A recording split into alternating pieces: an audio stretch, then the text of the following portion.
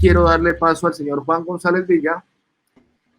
Creo que lo pueden conocer más fácil como SEO estratega en Twitter, por si no le conocen la cara, pero aquí está Juan. Buenos días, ¿cómo estás? Hola, buenos días y buenas tardes para mí y muchísimas gracias por esa introducción, ¿eh? Me ha llegado. Muy bien. Bueno, Juan, estamos ahí como un poquito hilados de tiempo, entonces te voy a dejar, si quieres comparte tu pantalla y al final seguimos con la conversación. Vamos a compartir, ahora me dices si se ve, ¿vale? ¿Ya veis? Ya vemos tu pantalla, se te escucha bien, se te ve bien. Entonces, adelante. Perfecto. Bueno, pues muchísimas gracias, Fabio. Venga, vamos a empezar, que efectivamente vamos como un poquito por encima del horario, ¿no? Bueno, pues nada, mi presentación. Hola a todos, estoy encantado de estar aquí, estoy encantado de estar en un evento que se organiza desde Latinoamérica y nada, que me apetecía mucho estar a mí. Y bueno, pues mi presentación se llama The Data Dilemma, ¿no? El dilema de los datos. Y el tema es, pues, cómo recoger mejores datos, analizarlos rápidamente y comunicarlos de manera efectiva a nuestros clientes. Es decir, voy a hablar sobre todo de SEO para clientes, ¿vale? De SEO desde el punto de vista de agencias o consultores freelance, ¿vale? Entiendo que hay gente que hace el SEO para sí mismos o tal, y entonces digamos que este tema no les interesa tanto, pero hay partes que son válidas para todos, ¿vale? Yo me voy a centrar en el punto de vista de una agencia o de un consultor, pero hay partes de las que voy a hablar que realmente son para todos y creo que, bueno, yo os invito a quedaros porque hay cosas que os van a interesar y a las que le vais a sacar valor. Vale, bueno, todos sabemos que estamos hoy en día, o sea, 2020, lo del COVID no lo podíamos saber, pero sabemos que estamos en la era de los datos, ¿no? La era del Big Data. Es un tópico hablar de Machine Learning, de inteligencia artificial, ¿no? Entonces, un poco, esta sería la expectativa. Si nos hubieran dicho hace, sabes que cuando se hablaba en 2017, ¿no? Pues espera que en 2020 todas las búsquedas sean de voz o que no sé qué, no sé cuántos, un poco la expectativa era que en 2020 íbamos a estar aquí como Tom Cruise, ¿no? Así, haciendo así y moviendo nuestros datos y tal. La realidad es más bien esta, ¿vale? O sea, vale, igual he sido un poco exagerado con lo de la máquina de escribir, pero lo que quiero significar con la máquina de escribir es que todavía se hacen muchos informes de manera manual, lo sé perfectamente, que hay agencias y consultores que bueno, por no saber otra forma mejor o por seguir haciéndolo como lo hacen siempre, lo hacen así. Y luego lo que veis a la derecha, esto está sacado obviamente del Analytics de un cliente, lo que tengo subrayado pues son pasarelas de pago, ¿vale? Están apareciendo, como veis arriba, source, están apareciendo en los medios o las fuentes de origen del tráfico. Y esto es muy común, ¿vale? O sea, ¿esto qué quiere decir? Datos contaminados o datos malos que hay que entrar ahí y limpiarlos, ¿vale? Porque las pasarelas de pago no son nunca una fuente de tráfico. La pasarela de pago es un paso necesario para pagar cuando alguien a quien tú has captado por el canal o la campaña que sea, por el SEO, por Google Ads, por lo que sea, pues acaban pagando, acaban comprando. Y entonces ese paso previo necesario para que tú cumplas tu objetivo te está ensuciando los datos, porque resulta que ese usuario te vuelve a Analytics y te vuelve como si viniera de nuevas y viniera referido por Sermepa o por PayPal. Eso es un desastre, pero eso me lo encuentro muchísimo. Me atrevo a decir que el 80-90% de los clientes con los que trabajo, que no son nuevos, que no tienen Analytics nuevos, sino que ellos ya llevan un historial, que ya llevan un tiempo trabajando y haciendo marketing, lo tienen así, ¿vale? Pero tienen otras muchas cosas nos encontramos, ¿vale? En los clientes con los que empezamos a trabajar nos encontramos, aquí he hecho una lista bastante larga, pero que no es exhaustiva, hay más cosas, ¿vale? Un código de Analytics metido incorrectamente, que no se dispara, ¿vale? Pues por algún problema de JavaScript o tal, muy típico, que no está presente en todas las páginas siquiera. No se usan los UTMs o no se usan correctamente. Cuando digo no se usan correctamente, pues por ejemplo se ponen los enlaces internos, ¿no? Para medir un botón, pero interno, pero no, joder, eso no se hace con UTMs. Eso se hacía con UTMs hace muchos años cuando no había Tag Manager y no había otras formas de hacerlo. O, por ejemplo, pues se etiqueta con UTMs de manera incoherente. Se ponen distintas formas de etiquetar con UTM el tráfico de pago en Facebook, cosas así, ¿vale? Pero eso te mancha los datos.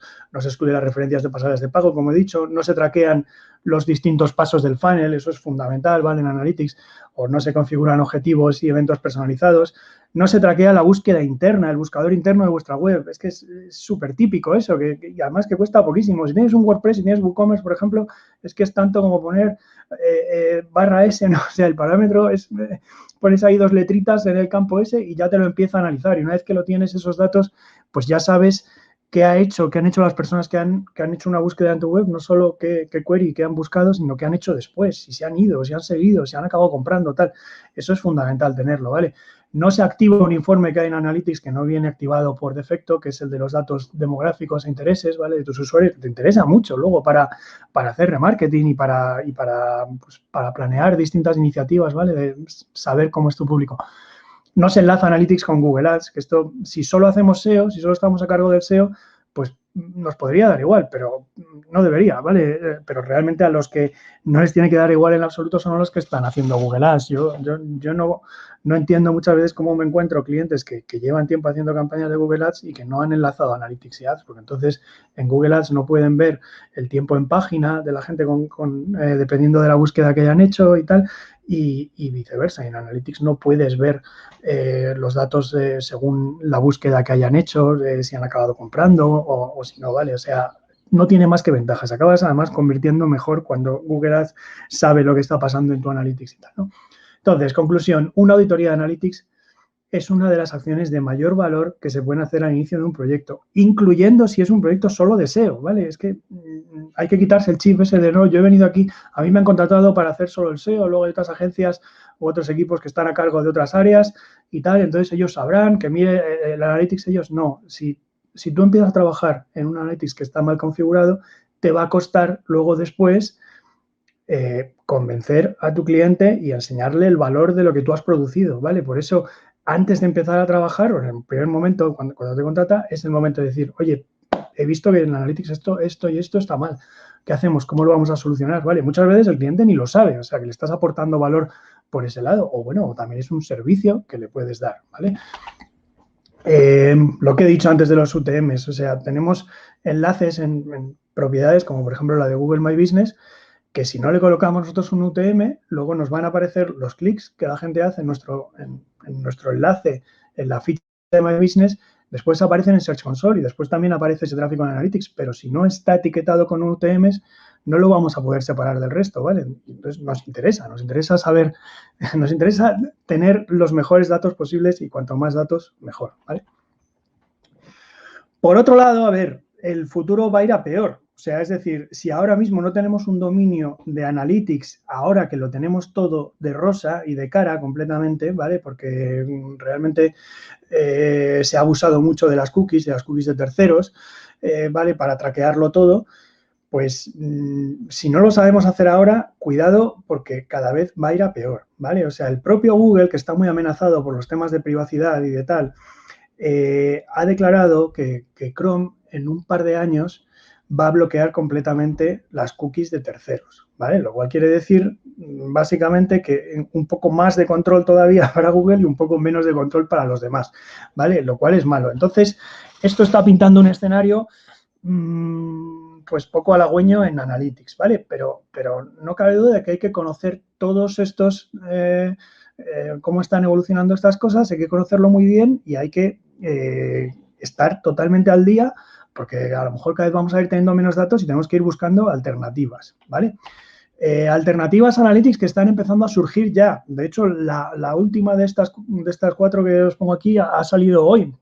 Cloudflare ha anunciado hoy mismo o ayer que lanza un servicio de Analytics gratuito, aunque tú no seas cliente previo de Cloudflare, no uses su CDN y tal, puedes usar su servicio nuevo de Web Analytics, ¿vale?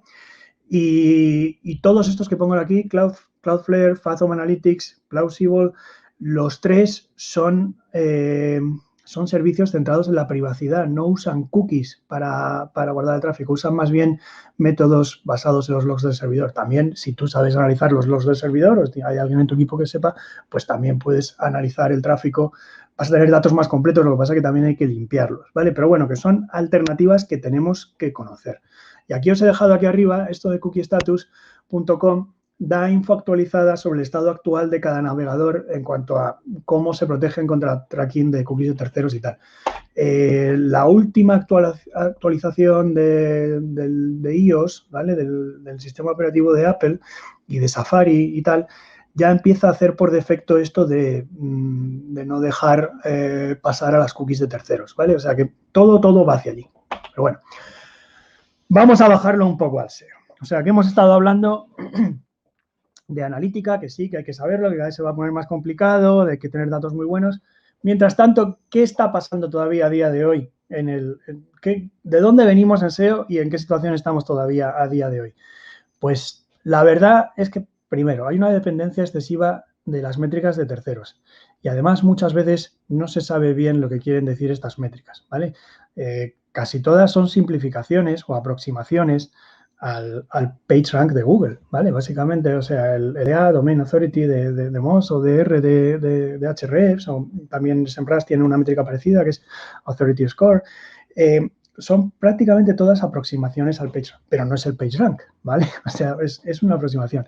Y entonces lo que hay mucho es gente que se cree que es exactamente igual. O sea, que si sube tu DA, eso es buenísimo porque quiere decir que vas a subir en Google. Y si baja, es muy malo porque quiere decir que vas a bajar en Google. Y no es así. O sea, hay una cierta relación, hay algo más de relación que si fueran totalmente aleatorias, ¿vale? Pero no hay tanta.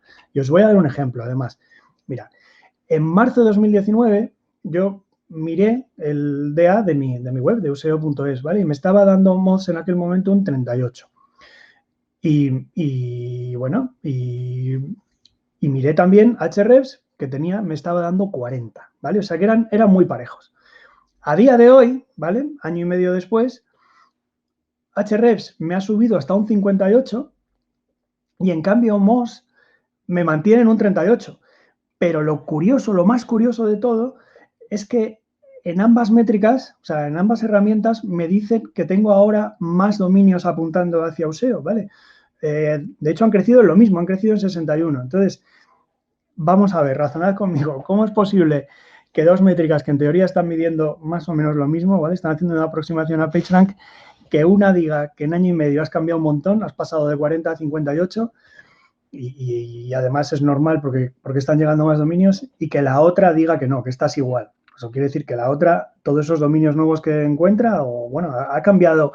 Es que además esto fue, lo de marzo de 2019 es que acababa de lanzarse una nueva versión del DA de Moz, ¿vale? Y desde entonces no ha cambiado los criterios. O sea, ese 38 de entonces es el mismo criterio que usa ahora, ¿vale? Y ha encontrado 61 dominios nuevos y sigue en el mismo sitio. ¿Qué quiere decir esto? ¿Estoy queriendo decir que no me fío de DA y sí que me fío de DR? No, la verdad es que no. La verdad es que no me fío del todo de ninguna de las dos, ¿vale? O sea, aplicando la lógica está claro que una de las dos no puede ser correcta, pero también es verdad que las dos pueden ser incorrectas. Y yo, de hecho, creo que es muy probable que las dos sean incorrectas. Bueno, correcta o incorrecta quiere decir que están intentando aproximarse lo más posible al algoritmo de Google y tal, y esto, la corrección solo lo saben en Google, ¿vale? Pero yo te quiero decir que estas métricas no son la realidad, son como un mapa, ¿vale? Son una especie de, pues como si hacemos un dibujo, un esquema, pero no es la realidad, ¿vale? Entonces no hay que confundirlas, no hay que pensar que son la realidad y tomarlas así al pie de la letra y tal, ¿vale? Además, lo que tiene de malo que la comunidad SEO estemos tan centrados en métricas puntuales, ¿no? y que se refieren solo al tema de los enlaces como DA o DR o tal, es que dejamos mucha parte, pero vamos, una parte ingente de las señales que Google de verdad está considerando, ¿vale? Lo primero ya lo he dicho, porque el agregado por dominio es una estimación, es una simplificación de PR que en realidad siempre ha sido siempre se ha transmitido la autoridad de URL a URL y no de dominio a dominio, ¿vale? Además, están basados en la publicación de PageRank que se hizo hace 20 años, ¿vale? Porque era un documento público y tal, y sobre eso se basan prácticamente todas, pero en estos 20 años ha cambiado bastante, ¿vale? Hay patentes súper conocidas como Random Surfer y otras no tanto, pero PageRank ha ido cambiando y ha ido dejando de considerar algunos enlaces y, bueno, pues lógicamente en 20 años no se va a quedar parado, ¿vale? Pero no solo eso, sino que además para medir la autoridad, la parte que es autoridad, ¿no? O sea, ¿qué dicen sobre ti otras páginas en Internet? Pues no solo usa ya PageRank, es que usa muchos otros algoritmos, ¿vale? Y ya para acabar del todo, es que hay un montón de otros grupos de factores, bueno, relevancia, tiempo de carga, que no tienen nada que ver con PageRank y con la autoridad. Y todos esos Google los combina. ¿Cómo los combina? En realidad los multiplica entre sí, ¿vale? Todo esto lo sabemos porque lo explicó Gary Illyes en un evento en Australia y, bueno, yo he escrito sobre ello aquí, ¿vale? Esto no es el tema de esta charla y no voy a detener mucho. Podéis mirar este post que se llama Grupos de factores de ranking, ¿vale? Ahí se explica que los grupos, qué grupos conocemos y que los grupos se multiplican entre sí, que al final dan una puja, que es un poco como la puntuación de ranking, ¿vale? Y entonces, imaginemos que tenemos estos valores, son totalmente imaginados, totalmente imaginarios, para una serie de URLs. Este es una URL con valores bastante buenos. Los estoy poniendo como del 1 al 10, digamos, ¿vale? Valores bastante buenos, entonces no tiene ninguno muy bajo. El más bajo es un 4, no está mal. Esta es otra URL que tiene valores muy buenos en casi todos, salvo aquí uno que es muy malo, ¿vale? Y esta es una URL que tiene valores ramplones. No hay ninguno muy bueno, la mayoría son 4, 3, como estáis viendo, pero no hay ninguno tan cercano a 0, ¿vale? Entonces, al final, ¿cómo rankean según estas tres URLs? Pues mira, está súper bien, ¿vale? Porque tenía valores muy buenos. Espera, me he ido. Esta ya no tan bien, y resulta que la tercera, la que era ramplona en todo, pero no tenía ningún valor malo, mejor, ¿vale? O sea que en teoría acabaría rankeando por encima de esta. ¿Y por qué? Todo por culpa del 0.1 este. ¿Qué quiere decir eso? Que en Google hay que intentar no ser muy malo en ningún grupo de señales, ¿vale? Es mejor ser como un estudiante que las saca todas las asignaturas así con notas medianas, no sobresale en nada, pero por lo menos no suspende ninguna, que ser muy bueno en algunas cosas y en cambio llevarte un 0 o casi un 0, porque como es una multiplicación, ¿vale? El 0 o cualquier valor muy cercano al 0 te penaliza mucho, ¿vale? Esto, como digo, podéis profundizar aquí, pero el mensaje con el que me quiero quedar es que todo esto junto es súper difícil de representar en una sola métrica o en unas solas pocas métricas de terceros, ¿vale? Dicho todo esto, bueno, esto si queréis profundizar en todo este tema, voy a pasar rápido de esto. Son algunas lecturas recomendadas. Hay un debate en torno a si realmente, si esto es tan complejo, si podemos hacer data science real en SEO, ¿vale? Este primer artículo, la verdad es que generó bastante debate. Este segundo, que ha publicado hace muy poco el blog de Sistrix, va un poco por la misma línea. Y este es un experimento muy aislado que da este resultado que veis aquí, sobre la incidencia de tener tu web alojada en hostings compartidos con webs claramente spam, ¿vale? Con lo que se llaman malos vecindarios. Entonces, este estudio encontró que aislando ese factor, no teniendo en cuenta ninguno de los demás, haciendo un experimento para dejarlo todo muy aislado, pues que este factor acababa influyendo. Ahora, ¿qué dijo, por ejemplo, John Mueller de Google en respuesta a este estudio? Dijo, mira, la metodología me ha gustado, está bien y tal, pero sabéis perfectamente que en el mundo real esto no es así. En el mundo real pasa esto de aquí atrás, que hay muchísimos otros factores interactuando, ¿vale? Entonces, sabiendo esto, tampoco hay que salir de este estudio cogiendo la conclusión de que si vas a estar en un mal hosting vas a tener mal SEO, ¿vale? No hay nada tan directo en SEO y tal. Pero bueno, en fin, eso es para que profundicéis si queréis y tal. Paso. A donde quiero ir es que con todo lo que he dicho antes y tal, y a pesar de que no tenemos que fiarnos ciegamente de una métrica y tal, los datos de terceros son un complemento necesario, ¿vale? Para analizar y necesitamos recogerlos y necesitamos tenerlos en cuenta, ¿vale? Por ejemplo, es inevitable para compararnos con la competencia, porque ahí no tenemos datos nuestros.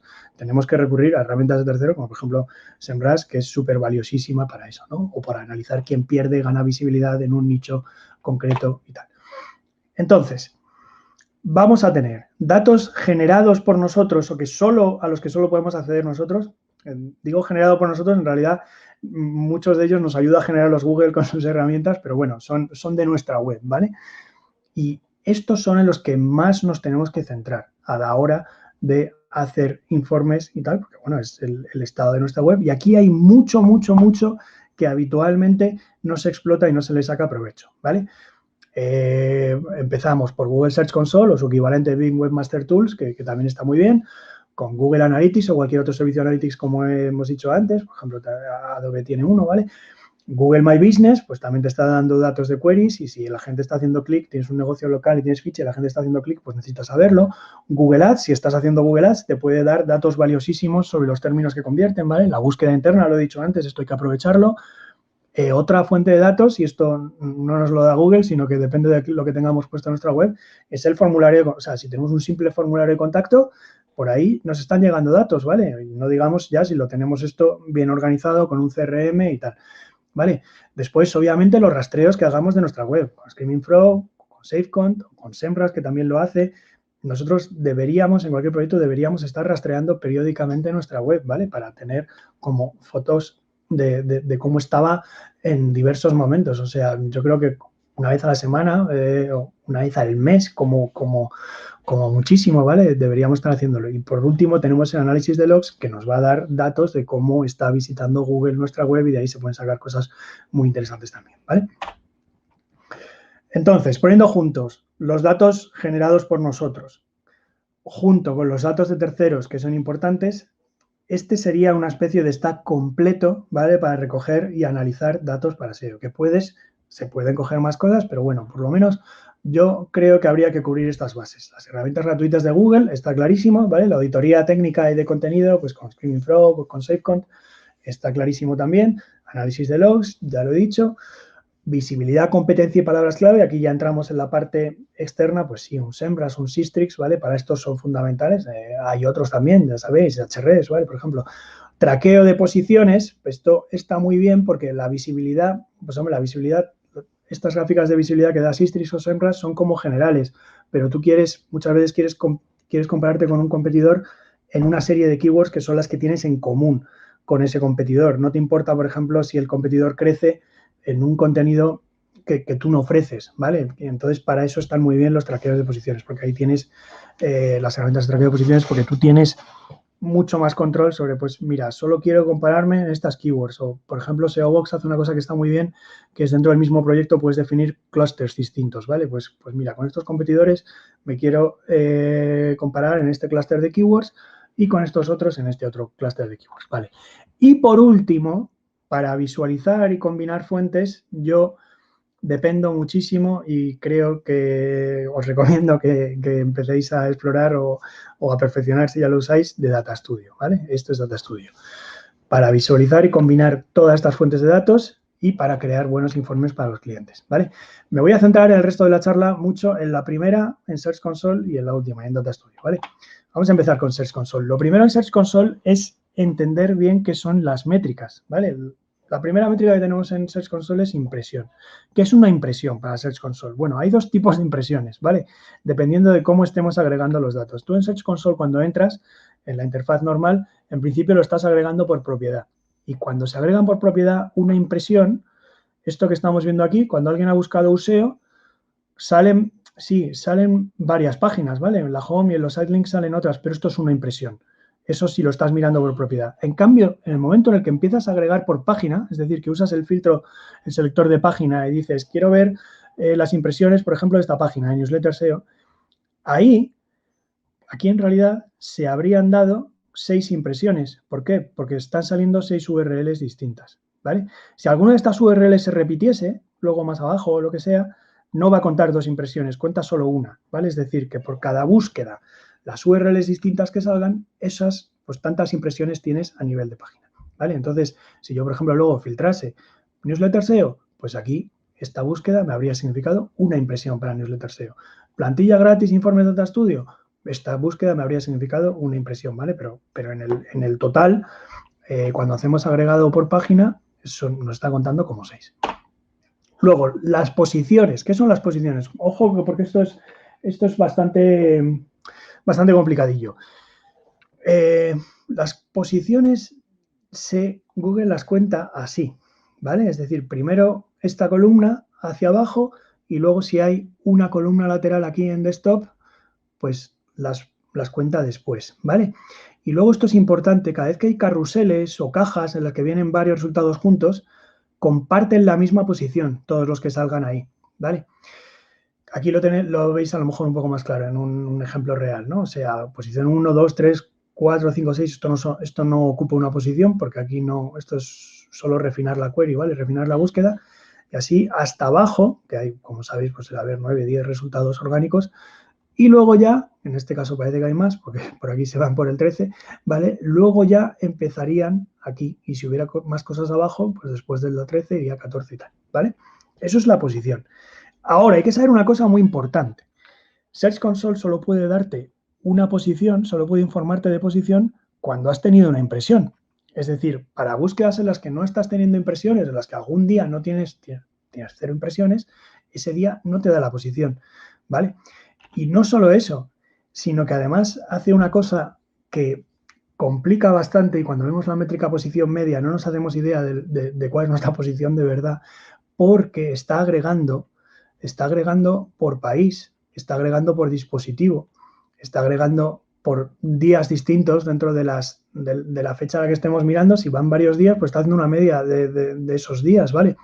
Y entonces, claro, por ejemplo, por país tú puedes tener posiciones muy distintas, incluso el mismo día y todo, ¿vale? O sea, esto es la query correos en la fecha más reciente de las que informa Search Console, y como veis, en España, que es donde ha habido más impresiones, estamos teniendo un 4,8 de posición, y en Francia estamos teniendo un 19,6, ¿vale? O en Perú un 10,7, es que no tienen nada que ver, ¿vale? Y luego por dispositivo es igual. Esta, por ejemplo, es la query Snapchat, en la fecha más reciente, o sea que es solo un día, ¿vale? Y en móvil estamos teniendo un 2,1 y en cambio en desktop, y fíjate que son muchas impresiones también, 12,3. Es que no tienen nada que ver. ¿Y esto por qué es? Porque en móvil ha salido uno de esos carruseles, probablemente de noticias o de tal, y ahí hemos salido muy arriba, pero en cambio en desktop nada de esto, ¿vale? Entonces, hay que saber que para poder fiarnos de una posición en Search Console, hay que desglosarla al máximo posible, ¿vale? Tiene que estar filtrado para un día concreto, para una query concreta, por supuesto, para un país concreto y para un dispositivo concreto, porque si no, nos están metiendo ahí agregados de dimensiones que lo que hacen es ensuciar esa métrica, ¿vale? No es, por eso algunas veces dicen, no, que a mí un traqueador de posiciones me dice una cosa distinta de Search Console. Sí, bueno, pero ten en cuenta todo esto, ¿vale? El traqueador de posiciones sí que te está diciendo ese día concreto, en ese país concreto y tal, ¿vale? Luego, Search Console incluye impresiones de robots. Eso está clarísimo, esto está más que demostrado, ¿vale? Porque, por ejemplo, esta es mi web, USEO, ¿vale? Y la query es cómo configurar Google Analytics, y fijaros, en Vietnam he tenido 129 impresiones y en Tailandia he tenido 55 en este periodo. ¿Vosotros os creéis que de verdad se busca en cosa de 2 meses y medio, 3 meses, en esos países se busca tantas veces cómo configurar Google Analytics? ¿Usuarios, personas de verdad? No, eso son herramientas, esos son bots de traqueo de posiciones, de cosas de estas que están buscando esa posición, y bueno, y Search Console las cuenta, ¿vale? Ahora, hemos hablado de las métricas principales y de interpretarlas, y vamos a empezar a profundizar, vamos a empezar a sacar provecho, que es las métricas que yo llamo ocultas, ¿vale?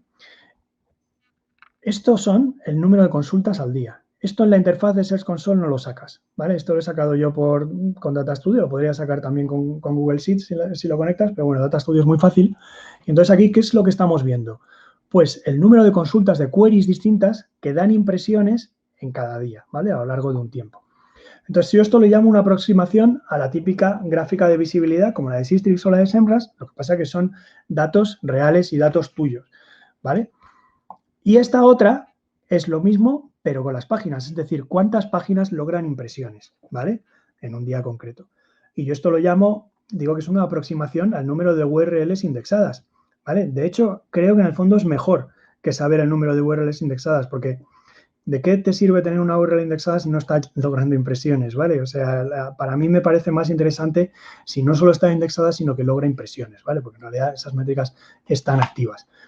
Para demostraros que esto sirve muy bien como aproximación a gráficas de visibilidad y el número de indexadas, mirad, esto es lo que pasó en un Search Console cuya propiedad pues dejó de estar activa, ¿vale? Porque migramos esta web con 3 W, y en este punto más o menos se migró a la misma URL pero sin las W. Entonces, claro, la propiedad de Search Console, que empezó a mostrarnos, pues un bajón terrible, claro, porque la de las 3 W estaba perdiendo muchísima visibilidad en Google, pero a esta velocidad, ¿sabes?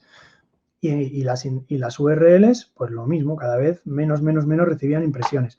En este ejemplo de antes, fijaros, este es un sitio que está funcionando mejor en cuanto a tráfico desde marzo, es un e-commerce, ¿vale? Y está subiendo. Si viéramos sus impresiones y sus clics, veríamos que hay una curva ascendente clarísima. Pero en cambio esta se mantiene bastante estable, ¿vale? Ha llegado aquí a una especie de pico y ya no crece más.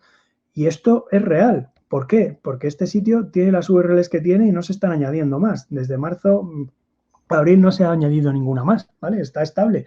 Y entonces, bueno, pues ha llegado a su tope de indexación y de impresiones de esas URLs y no puede subir, ¿vale? Más cosas que podemos hacer con Search Console. Llevando datos a alguna herramienta donde podamos visualizarla, como por ejemplo Data Studio. Pues podemos separar las queries genéricas de las de marca, ¿vale? Con un sencillo regex. Regex es un idioma para poder hacer separaciones así en los datos, ¿vale? Entonces, tenemos este filtro, lo aplicamos aquí con este regex, ¿vale? Esta es la fórmula para separar las keywords de marca, en mi caso, ¿vale? Todo lo que incluya Euseo, Juan, González, ¿vale? Y me da estos resultados, ¿vale? Todas estas yo las puedo considerar de marca. Y si filtrase para ver genéricas, pues me enseñaría todas las demás, todas las que no incluyen estas, ¿vale?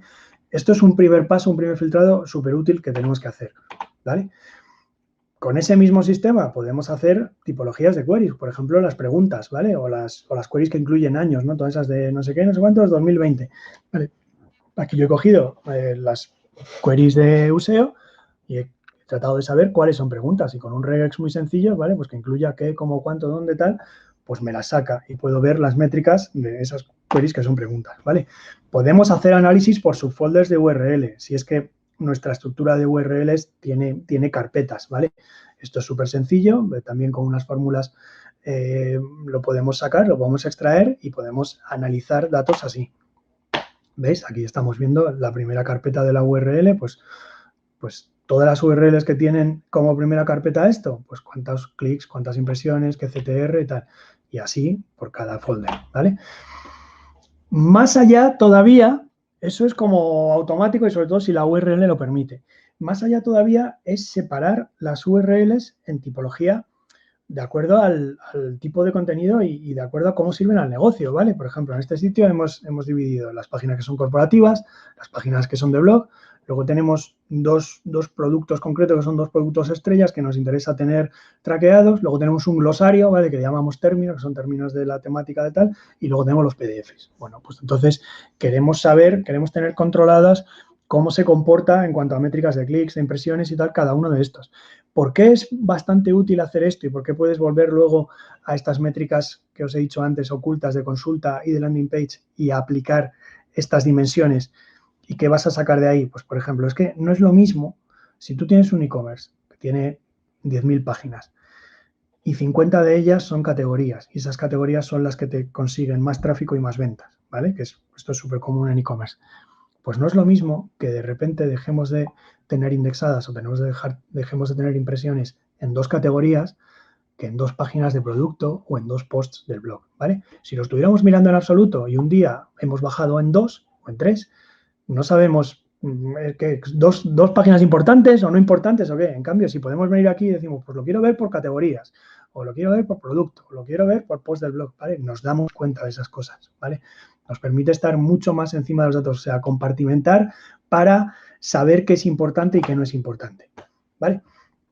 Bueno, tenemos dentro del SEO, tenemos puntos ciegos también, ¿vale? El mayor, que estoy seguro que sabéis todos, es que no podemos relacionar la keyword orgánica, ¿vale? La keyword que ha puesto el usuario en el buscador y por el cual nos ha llegado un clic orgánico, al final con la conversión en Analytics, ¿vale? O sea, sí sabemos la landing page, sí sabemos la página, pero a nivel de keyword no lo podemos saber, porque eso hace muchos años Analytics informaba de ello, pero luego lo caparon, ¿vale? Y ya no lo tenemos. Y realmente, aunque en Search Console sí tienes datos de query, pues en Search Console lo más que llegas es a que han hecho un clic a tu web, pero luego no sabes qué pasa, ¿vale? Todas estas métricas de interacción y de conversión o de venta ya no las puedes relacionar, ¿vale? Pues ese es un gran punto ciego. Otro punto ciego que tenemos y que se está haciendo cada vez más importante es que hay ciertos módulos de la SERP que suelen ser complicados o a veces imposibles de medir, ¿vale? Por ejemplo, aquí en Search Appearance o apariencia de búsqueda, Google los está dando en Search Console cada vez más tipos, pero es que dentro de estos tipos se podría luego hacer como distintas clases y no las estamos viendo, ¿vale? Por ejemplo, si te dice artículo AMP, para una web en la que tú tengas AMP, ¿qué es eso de verdad? Porque artículo AMP puede ser, por ejemplo, esto de hallazgos interesantes, que está muy bien, que estás haciendo algunas búsquedas, ¿vale? Esto sería un artículo AMP. Siempre que no sea el snippet normal y corriente, sino que lleve una imagen o que lleve algunas cosas así como especiales, es un resultado enriquecido y si es AMP vas a ir ahí como artículo AMP, ¿vale? Este es otro tipo de artículo AMP. Este no sale dentro de hallazgos interesantes, sino que está saliendo ahí de primer resultado y te están metiendo la imagen y tal. Luego también el carrusel de noticias también lo metería aquí dentro de artículo AMP. Entonces, pues es muy complicado, ¿vale? No tenemos las herramientas ahora mismo para medirlas y es también, entre comillas, un punto ciego. Y luego ya, bueno, ya estoy acabando, comunicar valor, ¿vale? Cuando hagamos informes tenemos que tratar de comunicar valor. Entonces, por ejemplo, el coste de oportunidad del SEO es algo que podemos intentar, a lo mejor no siempre, pero a lo mejor cuando hagamos un primer informe o tal de proyecto, que es, y lo podemos hacer en este caso sí, mediante herramientas de terceros, pues es qué estamos perdiendo por no estar posicionando para estas keywords, ¿vale? Pues, por ejemplo, SEMrush tiene una métrica de coste orgánico que, ¿vale?, que no es exacta, de nuevo, como con lo del DEA y tal, no es exacta, pero bueno, si nosotros sabemos más o menos qué tráfico nos pueden dar ciertas keywords y qué tráfico nos podrían dar keywords equivalentes y tal, y podemos aplicarle un poco esta métrica, pues podemos más o menos estimar y tal. Y yo creo que esto es importante que en nuestros informes pues lo incluyamos y se lo hagamos saber al cliente y tal, ¿no? Más que decirle, sí, pues tal competidor tiene ciertas keywords que nosotros no tenemos. Bueno, pero ¿qué vamos a sacar? ¿Qué podríamos sacar de esas keywords? ¿Vale? Y bueno, por último, venga, para acabar y que esto no sea muy largo y que pasemos a las preguntas, mis últimos tips un poco para generar informes para clientes serían: tenemos que automatizar la creación del reporte, con Data Studio esto se puede hacer, pero no el análisis, ¿vale? El análisis, un buen análisis, en el fondo no es automatizable, ahí es donde de verdad podemos aportar valor y entonces quiere decir que no tenemos que contentarnos con poner los informes en una herramienta que sí, que es muy bonita como Data Studio y que ya el cliente luego puede cambiar de mes y todo y tal. Con eso no hemos acabado, tenemos que analizar, ¿vale? Se llama Data Studio, pero no estudia los datos él solo, eso lo tenemos que hacer nosotros, ¿vale? Luego, cuando presentemos informes, hay que tratar de ir de arriba hacia abajo en importancia, ¿vale? Un poco lo que he intentado transmitir de que sitio, subfolder o tipo de contenido, URL, keyword, ¿vale? Como ir de lo más general a lo que sea más detalle. Ya la persona que lee el reporte decidirá si llega hasta el final al detalle o no. Tenemos que dar insights e incorporarlos en el informe, ¿vale? No dejar que sea el cliente al que le demos ahí los datos como en bruto y que él lo extraiga, ¿vale? O sea, que aunque también hay que darle libertad para analizar, por supuesto, hay que darle filtros, posibilidad de segmentar las cosas que está viendo y tal, no hay que darle cosas muy estáticas que él no puede, porque para eso Data Studio, por ejemplo, es interactivo, ¿vale? Y tenemos que aprovechar eso, porque yo sé que a los clientes les encanta poder mirar ellos los informes y jugar, pero también tenemos que aportarle nosotros cosas. Y luego, por último, no ser estático, ¿vale? Con los templates de informe, con las plantillas de informe, sino adaptarnos a las necesidades del negocio. No le pongamos el mismo informe a todos los negocios, sean e-commerce, sea una web corporativa o tal. Tenemos que adaptarnos y a lo mejor el primer informe todavía no tenemos claro qué es lo que quiere el cliente, pero ser flexibles, ir evolucionando e ir cada vez a aportar el mayor valor con esos informes, ¿vale? Y bueno, pues nada, hasta aquí he llegado. Me pasa un poquito de media hora, lo siento, pero bueno, espero que os haya sido útil y aquí estoy para responder preguntas, ¿vale? Oh, estuvo muy bien, Juan. Me gustó el foco, siempre me gusta el foco que le das a los datos y la facilidad con la que transmites cómo se deben interpretar y cómo se deben de comunicar. Ese último punto que tocaste frente a cómo presentamos la información, solo como anécdota, digamos que cambió la relación con un cliente cuando le mostramos el tráfico que estábamos llevando al sitio web y que de alguna manera convertía, cuánto le hubiese costado en un periodo de tiempo si lo llevaba por pauta. Y funcionó muy bien. Claro. Sí, ese tipo de cosas es la que quiero transmitir, que no debemos no debemos quedarnos en lo típico que tiene Analytics, lo típico que tiene Search Console, sino que tenemos que intentar ir un paso más allá para que el cliente entienda el valor, porque nosotros lo entendemos, pero el cliente a lo mejor no. Bueno, por acá nos deja una duda Estefanor. ¿Qué son las entidades? Bueno, gran pregunta, vamos a estar horas con esto. A ver, las entidades son, vamos a ver, una keyword no deja de ser pues una o varias palabras, ¿vale? Una o varios términos puestos ahí y que tú lo pones en la caja de búsqueda y Google de toda la vida, los buscadores tradicionales lo que hacían era encontrar documentos donde apareciesen esas palabras, sin más, ¿vale?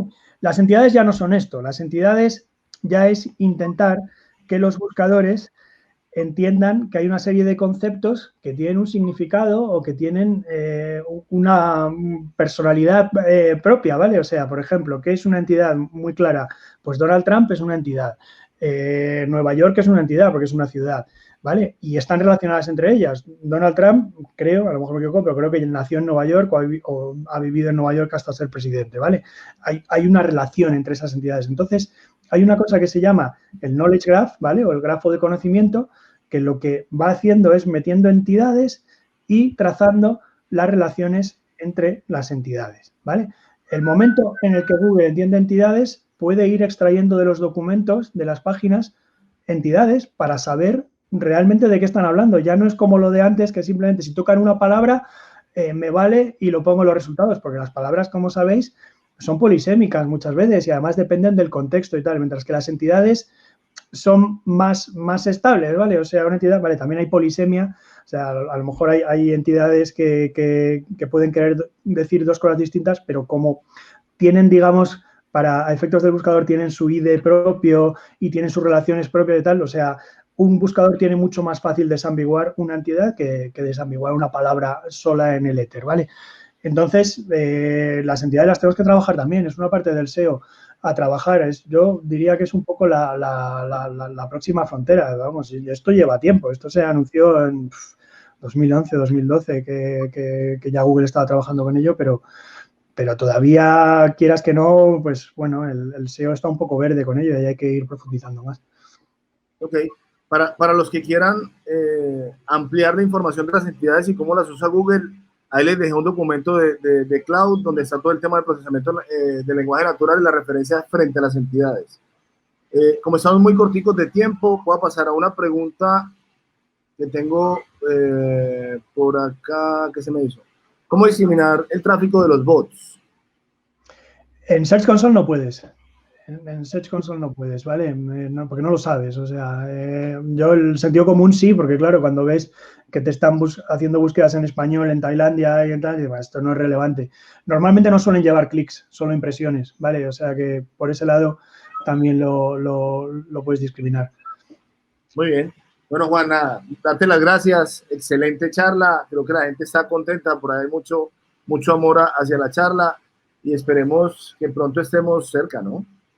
Pues sí, ojalá vuelva la época en la que podamos viajar y tener eventos presenciales. Me encantaría que hubiera un SEO Underground presencial al que pudiéramos viajar para allá para estar con vosotros.